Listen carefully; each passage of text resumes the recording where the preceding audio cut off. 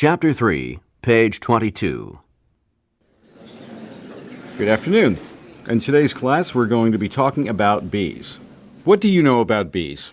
I don't know. Gives a crap. guess Oh, okay, so you think you don't know a lot. I heard when they sting me. What? Could you repeat that? All I know is that it hurts when they sting me. Yes, it does hurt, and that's what most of us think about when we think about bees.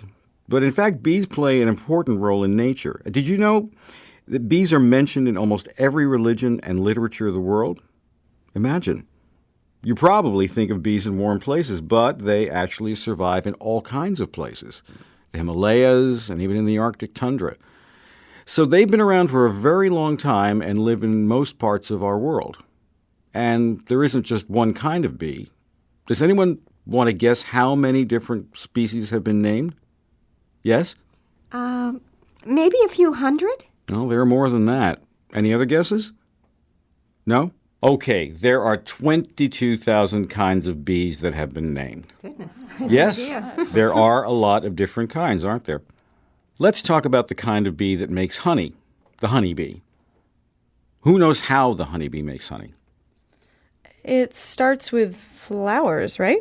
And they go around to different flowers and take the nectar, but I'm not sure about the rest. Yes, that's right. A female worker bee goes around to all different flowers and gathers nectar. Then she goes back to the hive. We'll talk about the structure of the hive in a minute. And how is the nectar changed to honey? Anyone? No? Okay. The worker bee passes the nectar on to another bee, and the nectar gets passed from one bee to another. Each bee works with it, and gradually more and more moisture goes out of the nectar. And finally, it's stored on the comb. And over time, more nectar is gathered, more honey made and added to the comb. Now, you know that different honeys have different flavors. If you've never thought about it before, you can probably guess why. The bee picking up the nectar visits a lot of flowers, and each different flower adds a different flavor to the final product of honey. Excuse me, can you explain how the worker bee carries the nectar back to the hive? Yes, good question. She carries it in a bag on her stomach, not surprisingly, called the honey sac. When this bag is full, she returns to the hive with all the nectar. Now, let's talk about the structure of the hive. There are 3 kinds of bees in the hive. The female worker bees, as we've talked about, then the male bees, called drones, and then the queen.